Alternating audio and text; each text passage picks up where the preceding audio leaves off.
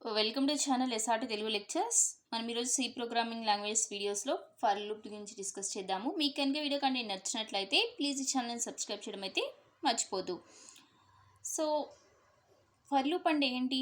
For loop is iterative control structure. అసలు iterative control structure అంటే ఏంటి? ఇటరేటివ్ కంట్రోల్ స్ట్రక్చర్ అంటే నార్మల్గా సి ప్రోగ్రామ్ ఎగ్జిక్యూషన్ ఎలా జరుగుతుంది? లైన్ బై లైన్ జరుగుతుంది. వన్ లైన్ తర్వాత ఇంకొక లైన్. సపోజ్ ఇంట అయిన తర్వాత ఈ ఫర్ లూప్.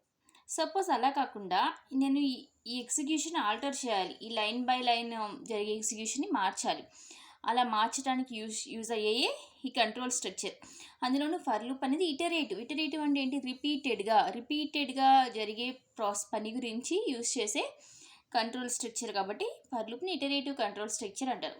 సో అసలు ఎందుకు యూజ్ చేస్తాము? సపోజ్ నార్మల్గా ప్రతి స్టేట్మెంటు 1 by 1 ఒకసారి ఎగ్జిక్యూట్ అవుతుంది. అలా కాకుండా నాకు ఈ ప్రింట్ ఆఫ్ %i అనేది రిపీటెడ్గా ఒక 10 సార్లు, 11 సార్లు, 100 సార్లు అంటే రిపీటెడ్గా సేమ్ స్టేట్మెంట్స్ ఎగాయిన్ అండ్ ఎగాయిన్ ఎగ్జిక్యూట్ అవ్వాలి. ఎప్పటి వరకు? ఏదో నేను ఇచ్చిన కండిషన్ సాటిస్ఫై అయ్యేంత వరకు.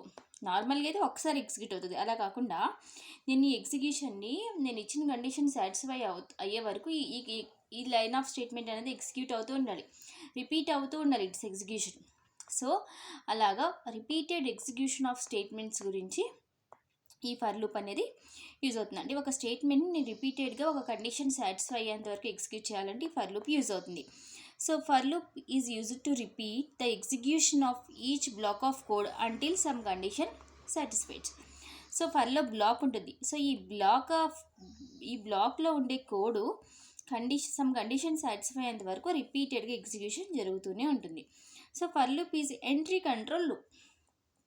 సో కంట్రోల్ ప్రతిదానికి కండిషన్ సాటిస్ఫై అయ్యేంత వరకు రిపీట్ అవుతూ ఉంటుందని చెప్పాం కదా. సో కండిషన్ ఫర్ లూప్లో ఎక్కడ చెక్ అవుతుందంటే ఈ body of the loop enter అవ్వక ముందే బిఫోరే కండిషన్ చెక్ అవుతుంది. అందుకని దీన్ని ఎంట్రీ కంట్రోల్ లూప్ అంటారు.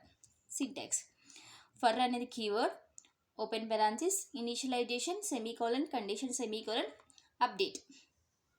ఇనిషియలైజేషన్ అంటే ఏదో ఒక లూపింగ్ వేరియబుల్ యూజ్ చేస్తాం. ఇలా ఐ అనో, జే అనో, కే అనో ఏదో ఒక మన వేరియబుల్ నేమ్ మన ఇష్టం.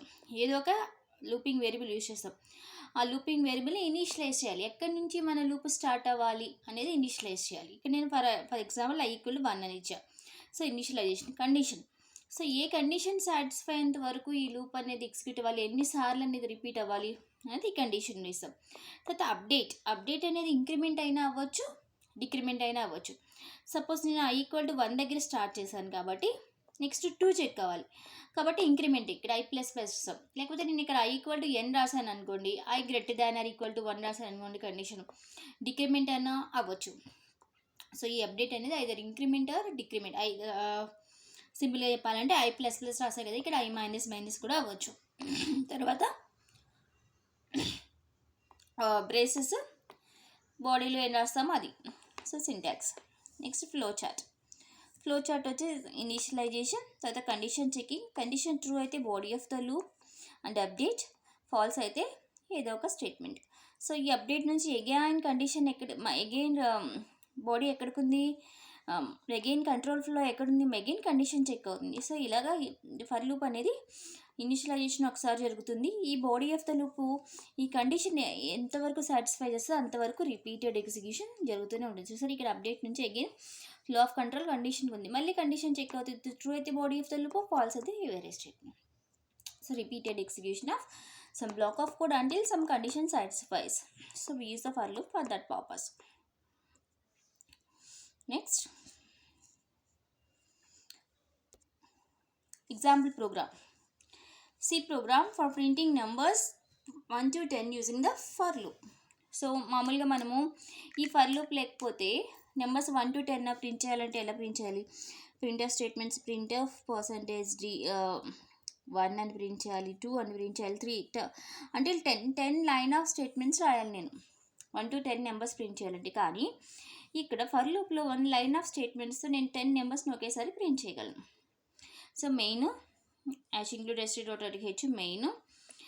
నెక్స్ట్ ఇంట్ i, లూప్లో నేను వేరియబుల్స్ యూజ్ చేసుకుంటున్నాను కాబట్టి i డిక్లేర్ చేసే ఇంటిజర్ i = 1. నా దగ్గరికి ఎక్కడి నుంచి ప్రింట్ అవ్వాలి? 1 నుంచి ప్రింట్ అవ్వాలి. సో ఈ లూపింగ్ వేరియబుల్ని 1తో ఇనిషియలైజ్ చేసుకున్నా. ఎక్కడి వరకు 10. So i > 10. సో 1 ప్రింట్ అయిన తర్వాత నెక్స్ట్ ఏం ప్రింట్ అవ్వాలి, 2 ప్రింట్ అవ్వాలి. అంటే i అనేది ఏమవ్వాలి, ఇంక్రిమెంట్ అవ్వాలి. సో బాడీ ఆఫ్ ద లూప్లో నా ఎయిమ్ ఏంటి, ప్రింట్ చేయాలి. సో ప్రింట్ \n అంటే నెంబర్స్ కింద వస్తాయి, 1 న్యూ లైన్లో వస్తాయి అనమాట. So printf new line %d, i. So ఇప్పుడు ఈ లూప్ ఎలా ఎగ్జిక్యూట్ అవుతుంది చూడండి. i = 1 అవుతుంది, ఫస్ట్ ఇనిషియలైజ్ అవుతుంది. సో 1 <= 10 కండిషన్ ట్రూవా,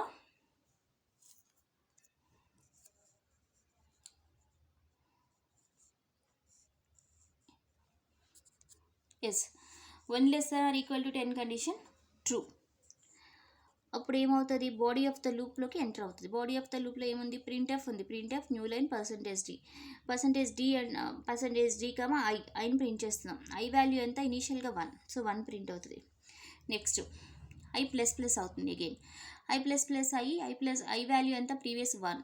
ఇప్పుడు 2 అవుతుంది. 2 <= 10 కండిషన్ ట్రూ. అగైన్ బాడీలోకి వస్తుంది. బాడీలో ఏం ప్రింట్ చేస్తున్నాం, ఐని ప్రింట్ చేస్తున్నాం. i వాల్యూ ఎంత, 2 ప్రింట్ అవుతుంది. ఇలా అంటిల్ 10 ప్రింట్ అవుతుంది.